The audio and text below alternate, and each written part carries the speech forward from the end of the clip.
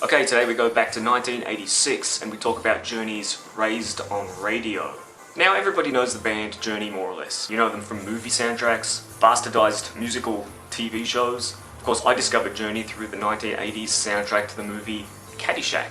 So today we're talking about one of their later albums from the 80s. This was album number 9 for them. It came out in I think April 1986. And is considered a rock, sometimes a pop rock sort of album. It had 3 top 40 singles in the US, Girl Can't Help It, which reached number 17, I'll Be Alright Without You, number 14, and Suzanne, which reached number 17. As far as a top 10 single went, Be Good to Yourself reached number 9. Now by this stage, Neal Schon, guitarist for Journey, and of course Steve Perry, the vocalist, were doing their own side projects.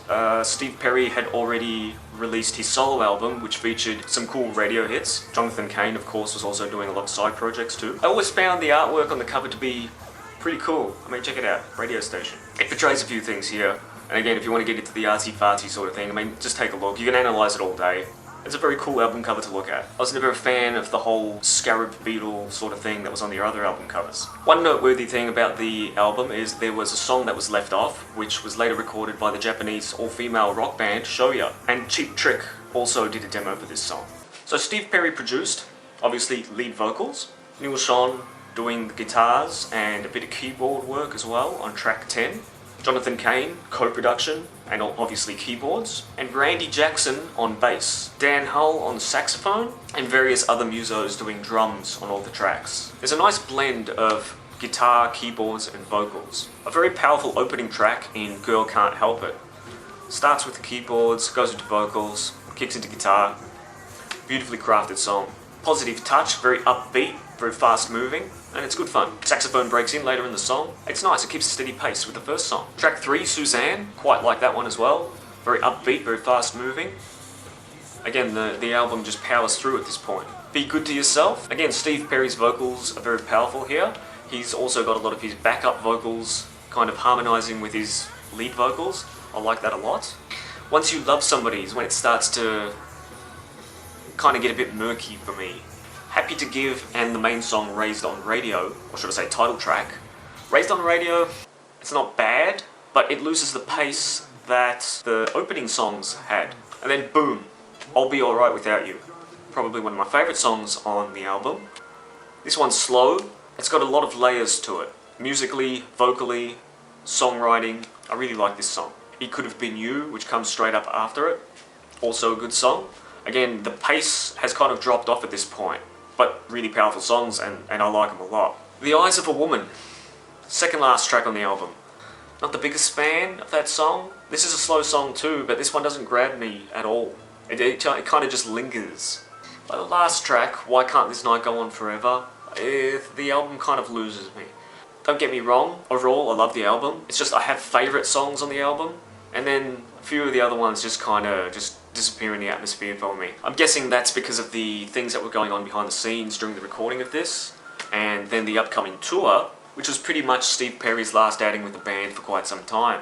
A very successful album. It's just a shame that the forward momentum of the band had come to a stop. Something else noteworthy was most bands of this nature, especially during the 80s, would have music videos based on their singles. Very much like David Coverdale from Whitesnake, Journey refused to do music videos for their singles. The reason behind that was because people started associating the song with the music video, and they didn't want somebody else's artistic sort of creation getting in people's heads in regards to the songs. Of course, they needed something for MTV, so they did have single music clips, but they were videos that were shot from concert footage.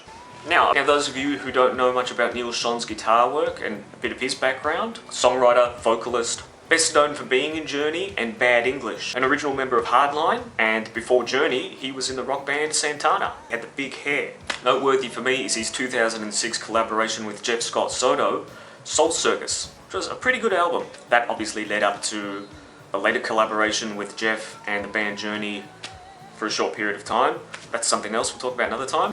Jonathan Cain, singer, songwriter, keyboards. Off the top of my head, one of the greatest keyboards I can think of, getting in behind John Lord and Ray Manzarek, obviously. Jonathan Cain has a style all of his own, though. Known for work with the Babies, obviously Journey, and Bad English. Immensely talented with basically anything musical. And he's worked with a lot of different genres. He wrote the hit song Faithfully, among many others with Journey. His first wife was Tani Kane. Now, super crazy Terminator fans like myself would know the name Tani Kane.